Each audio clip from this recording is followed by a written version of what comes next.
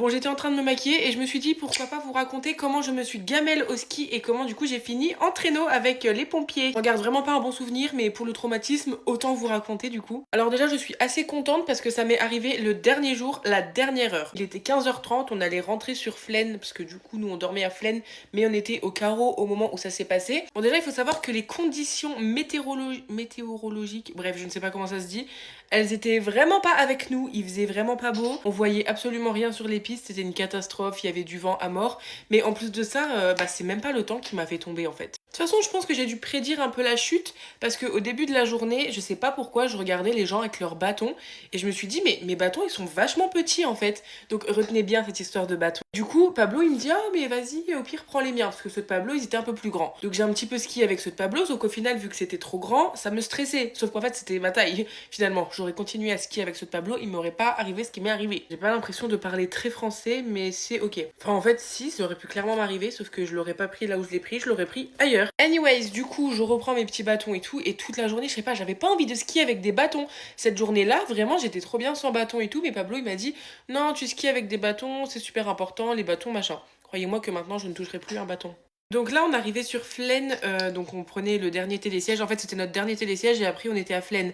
Je sais pas le nom de la piste pour ceux qui connaissent, mais c'est une piste que vraiment je détestais. Et surtout en fin de journée, parce que du coup, elle était toute pleine de bosses et tout. Et moi, je déteste les bosses. Donc je descends comme je peux parce que je vois absolument rien en plus. Enfin, c'est quand même fou. C'est une des pistes quand même les plus simples qu'on a fait de tout le séjour. J'ai fait des trucs de malade et c'est à ce moment-là que je me plante genre. Donc je skie, à un moment donné je me prends une bosse et là je sens que je vais tomber. Et j'ai toujours été la première à dire au ski, quand tu sens que tu vas tomber, tu te laisses tomber parce que sinon c'est là que tu te fais encore plus mal. Oui Laurie.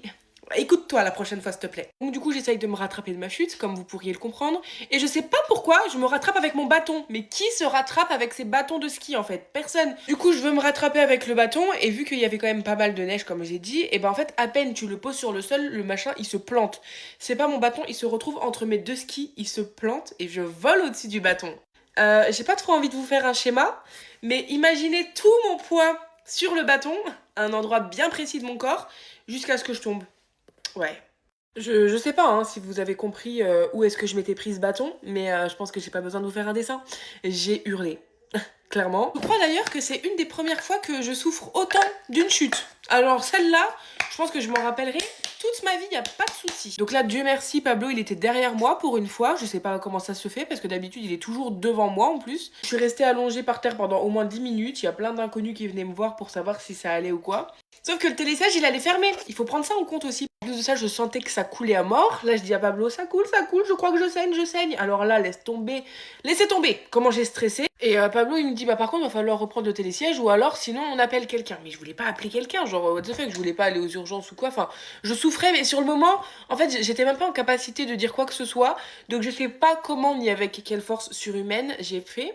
J'ai repris mes skis, genre je me suis levée, j'ai repris mes skis et je suis descendue jusqu'au télésiège. Bon après on était vraiment à même pas 200 mètres du télésiège, on était vraiment... on était en bas de la piste quoi. Et c'est Pablo qui a pris mes bâtons parce qu'évidemment moi je ne toucherai plus un bâton de ma vie, c'est hors de question, je suis traumatisée.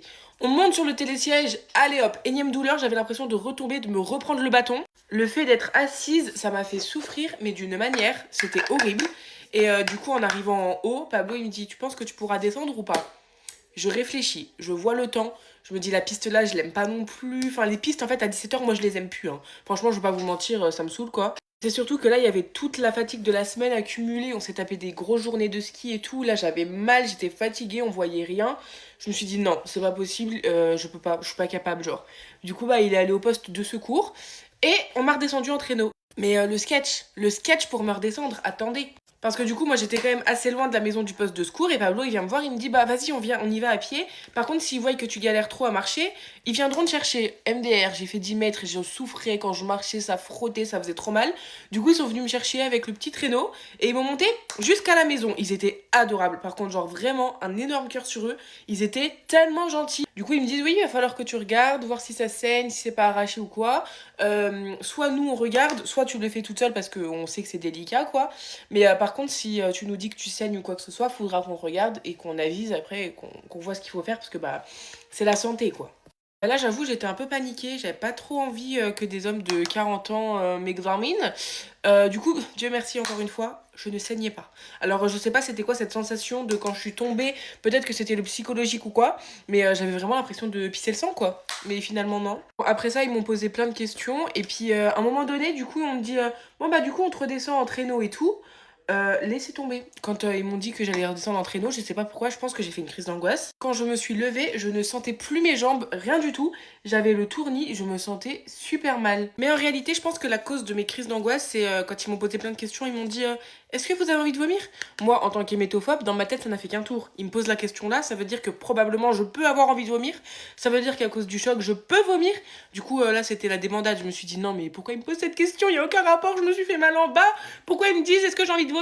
Du coup, bah, pour le coup, après, j'avais vraiment envie de vomir, mais à cause du stress. Enfin bref, pour ça, il y a que les hémétophobes qui peuvent me comprendre. Enfin bref, après 42 000 crises d'angoisse, on me met enfin dans le traîneau. Alors par contre, incroyable. Comment c'est confortable ce truc?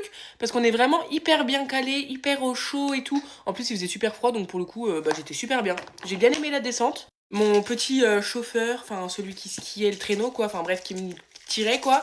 Il me dit, je te dirais bien de profiter de la vue, mais il fait pas très beau. En effet, il faisait vraiment pas beau. Par contre, la sensation d'être tiré en arrière en étant allongé, avec les bosses et tout, c'était spécial. Attendez, je viens d'avoir un appel. Ma mère qui m'écrit, qui me dit, enfin, qui m'appelle et qui me dit, j'ai reçu les photos que t'as commandées. Aka, du coup, les photos de mon chien. Parce que vu que mon chien est décédé, je vais faire un big livre avec toutes les photos de lui. Mais quand on va regarder les photos, on va pleurer. Guettez le full face que j'ai fait. Guettez. Alors là, j'ai trop le seum. Je pense que je vais prendre du démaquillant et tout avec moi parce que si je pleure, ça va me brûler tout le visage. Enfin bref, du coup, pour en revenir au ski, tout va bien. Je me suis rétablie en 2 jours. C'était horrible quand je marchais et tout. Mais d'ailleurs, petit rappel, prenez l'assurance de ski. C'est que 3 euros et ça vous évitera de payer 500 euros de descente si jamais. Ah, du coup, je suis prête. Je vais aller détendre mes boucles. Et bah super, le make-up va pas tenir très longtemps, mais c'est ok. Sur ce, je vous laisse et je vous fais plein de gros bisous.